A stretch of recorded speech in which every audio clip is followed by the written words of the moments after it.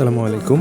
আপনারা সকলে অবগত আছেন যে স্মাইল ফাউন্ডেশন বিডির পক্ষ থেকে 19/7/2025 সালে সোনাকান্দা গ্রামের একটি অসহায় বোনের জন্য একটি ঘর ক্রয় করা হয়েছিল।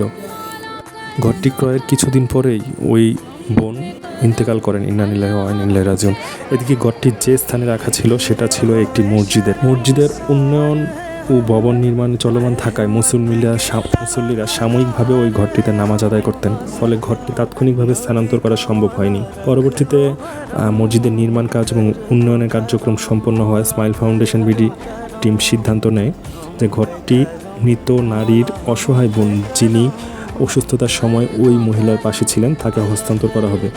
এরই ধারাবাহিকতায় গতকাল ঘরটি নির্ধারিত স্থানে স্থানান্তর করা হয়, সম্পূর্ণরূপে নিয়ে যাওয়া হয় এবং মিস্ত্রি এবং স্বেচ্ছাসেবীদের অক্লান্ত পরিশ্রমে আশা করা যাচ্ছে যে ইনশাল্লাহ আগামী কয়েকদিনের মধ্যে ঘরটিকে সম্পূর্ণরূপে পরিপূর্ণভাবে স্থাপন করে অসহায় বোনের যে বোন আছে ওনাকে ঘরটিকে বুঝিয়ে দেওয়া হবে। স্মাইল ফাউন্ডেশন বিডির সকল দাতা সদস্য, শুভাকাঙ্ক্ষী, স্বেচ্ছাসেবীর প্রতি আন্তরিক কৃতজ্ঞতা, সকলের দোয়া এবং সহযোগিতা কামনা করছি যাতে ভবিষ্যতে এই ধরনের মানবিক কাজে আমরা অব্যাহত রাখতে পারি। আসসালামু আলাইকুম।